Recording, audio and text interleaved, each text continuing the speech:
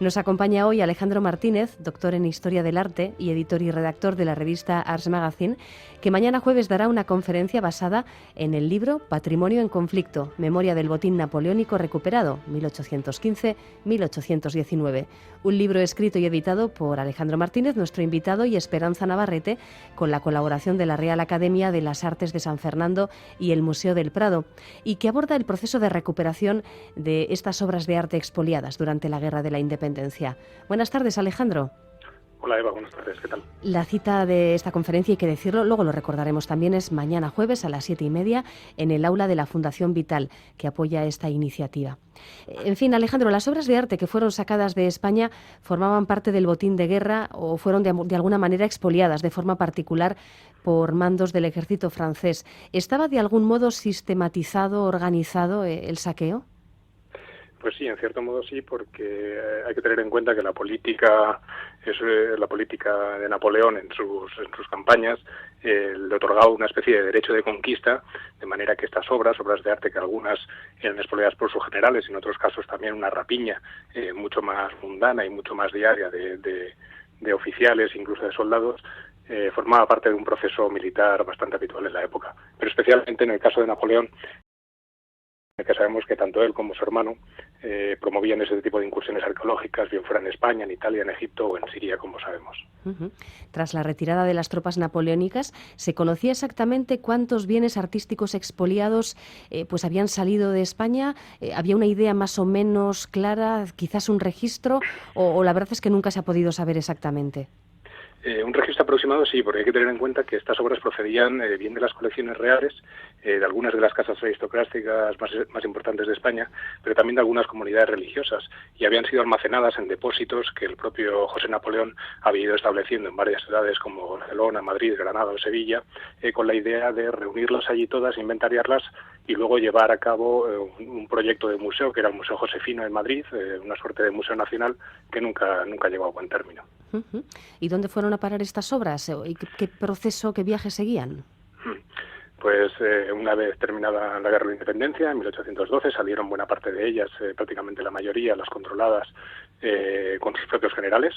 Fueron reclamadas por Iván Denon, que era entonces el conservador del Museo Napoleón en París, y se hizo una pequeña selección, y hubo una primera salida de obras, después una segunda con una cantidad mucho mayor, unas 250 obras, y una vez derrotado Napoleón, las diversas naciones que se vieron envueltas en conflictos armados con él reclamaron esa devolución de pinturas. Pero luego sí que hay una rapiña privada, como decía, que tiene que ver más con otro tipo de agentes, que no tienen por qué ser militares, incluso comerciantes, y de mercado negro, que bueno, pues aquello era un goteo constante, que no sabemos exactamente todo lo que salió, de manera que tampoco podemos valorar el porcentaje exacto de obras que volvieron a España. Podemos imaginar, durante los años de la guerra y seguramente en los siguientes, ¿qué cantidad de transacciones pudo haber en el mercado negro europeo, fundamentalmente, de obras de arte procedentes de todos los países que habían estado en conflicto, verdad? Y seguramente cuyas pistas se perdían inmediatamente. Sí, decenas de miles de obras.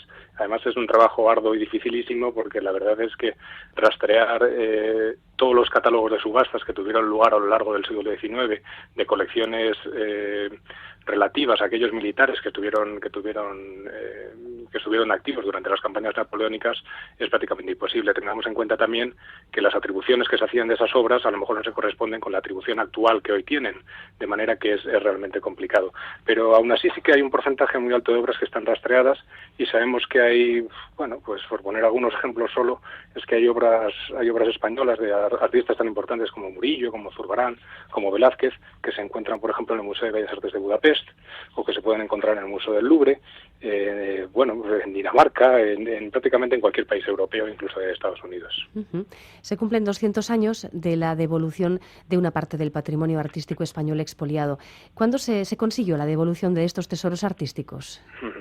Pues, como decía, una vez derrotado Napoleón, De todas las naciones que estuvieron en activo conflicto con ellos reclamaron, bueno, hubo un tratado de paz, de manera que se acordó reclamar todo el patrimonio que había sido expoliado, España entre ellos, y desde finales de 1815, a partir del mes de octubre, gracias a la intercesión de Wellington y al interés particular del general Álava, que por entonces era embajador de España en París, se activó todo el mecanismo diplomático que conducía al inventariado y valoración del estado en el que habían llegado esas obras a París para su posterior repatriación, aunque la verdad es que el proceso fue bastante largo y nada fácil, debido a las injerencias de los gestores de las colecciones francesas. Ya. Así que las autoridades francesas, eso de que acatan, pero quizás no facilitan el trabajo, pudo ser la dinámica, ¿no?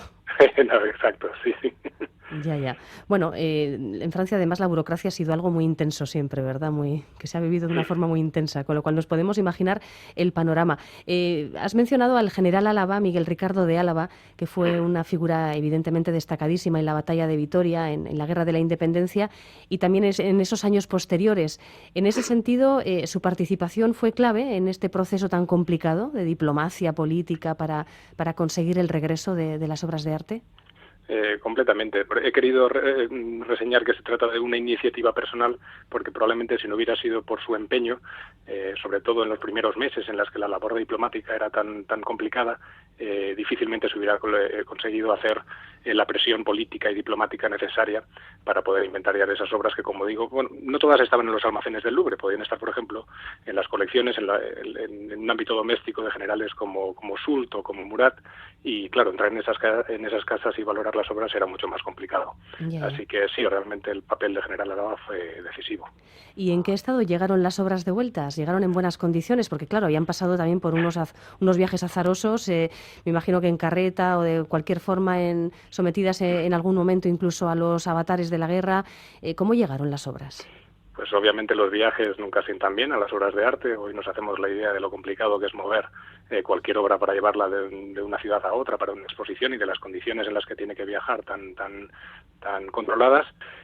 Pues sí, hay un caso concreto que son de 3 obras de Rafael que provenían de colecciones reales y que llegaron en un estado tan lamentable que hubo que en 1816 hacer todo un estudio sobre su estado de conservación y valorar desde la Academia de San Fernando y de una serie de peritos que se encontraban en París entonces cómo se podía hacer para poder trasladar esas obras desde París a Madrid, porque se consideraba que no podrían llegar a soportar el viaje. Ese era el estado en el que habían llegado en escasos 2 o 3 años de ires y venires. Ajá.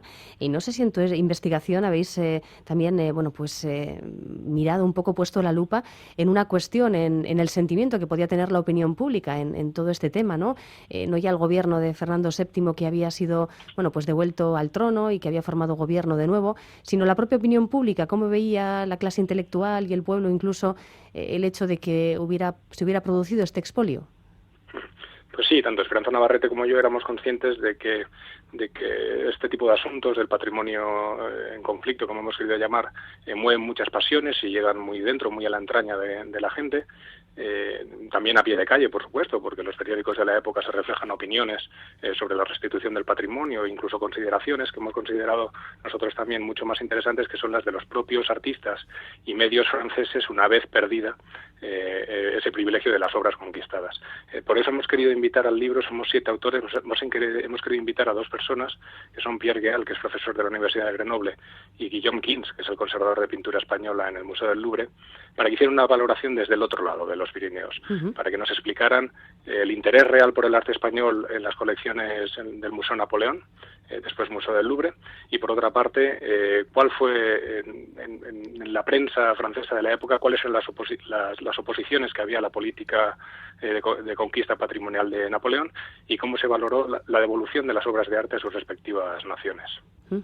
¿Y cuál fue la valoración? ¿Pensaba la opinión pública francesa que era algo de derecho devolverlo?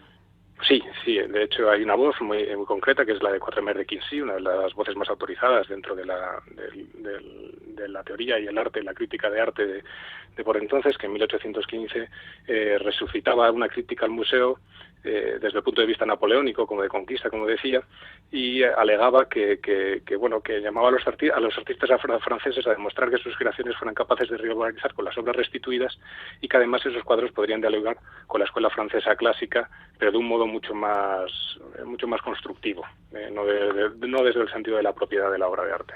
Uh-huh. Tras este episodio, ¿se instala de alguna forma en España una nueva conciencia sobre la necesidad de proteger el patrimonio artístico? Sí, y además está relacionada con el origen de los museos nacionales, como digo. Por otra parte, tengamos en cuenta que en 1819 se funda el Museo del Prado, que originalmente había una idea previa de Museo Nacional, que es, como he dicho, la del Museo Josefino, y desde entonces se empieza a controlar un poco más la idea del patrimonio desde un punto de vista nacional.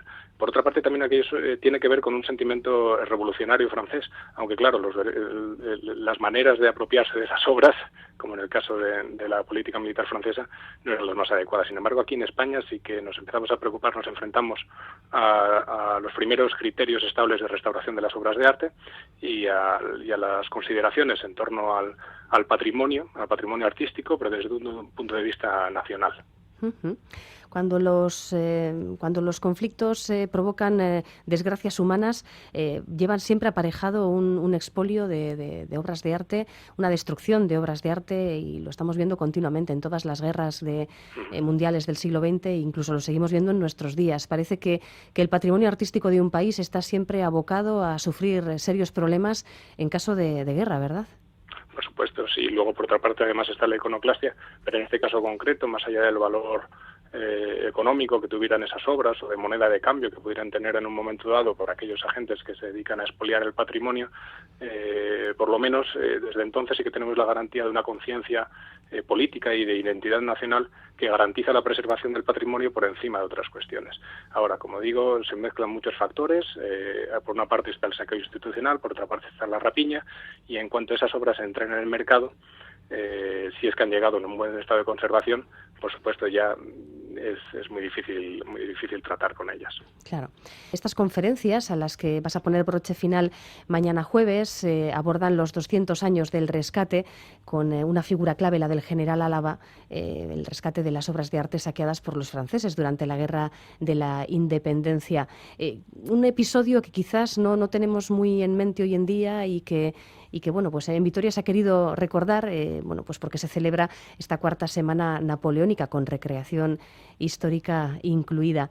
Alejandro, imagino que el público al que va destinado este tipo de charlas, puede ser gente interesada en la historia, está claro, pero también entiendo que cualquier persona puede acudir y que no se necesita una formación especializada para asistir a estas charlas. No, en absoluto, por supuesto. Yo, de hecho, animo a todos los oyentes de tu programa a que mañana a las 7:30 se acerquen al aula de la Fundación Caja Vital, porque creo que el trabajo que se viene haciendo en la Asociación Histórica Vitoria 2013 está siendo fantástico. Hay una persona además que se llama Emilio Larreina que se ocupa de coordinar estas conferencias y otras actividades que organizan aparte de este octavo, creo que ya es el octavo ciclo de conferencias de la Semana Napoleónica, y está dirigida a todo el público porque la verdad es que el carácter de las conferencias es divulgativo. Es verdad que nos centraremos en algunas cuestiones más escabrosas sobre el estatus del patrimonio y la propia historia del arte, pero son temas de interés general, así que animo a todo el mundo a acercarse mañana a las 7:30. Uh-huh. La cita a las 7:30, como decíamos, en la sala de la Fundación Vital, en el aula de la Fundación Vital, que apoya esta iniciativa. Y para los aficionados a las recreaciones históricas o para el curioso en general, pues decir que entre el viernes y el domingo se va a celebrar la recreación histórica de la batalla de Vitoria en las campas de Olarizu. 350 personas perfectamente pertrechadas darán vida a la batalla que se desarrolló en 1813. Hay recreadores de 20 grupos procedentes de 7 países, vienen soldados a pie, soldados a caballo, artillería y, como novedad este año, el sábado 28 por la tarde, exhibición de caballería. No sé si te vas a quedar por aquí, Alejandro, pero la verdad es que el programa es atractivo. Me imagino que para los historiadores tiene que ser curioso verse en mitad de un cuadro, de una representación de este tipo, ¿no? En mitad de la historia, por supuesto, sí, lo intentaré, claro. Es una iniciativa muy interesante. Gracias, Alejandro, pues que vaya muy bien mañana. Un saludo. A vosotros, Eva, un saludo, hasta pronto.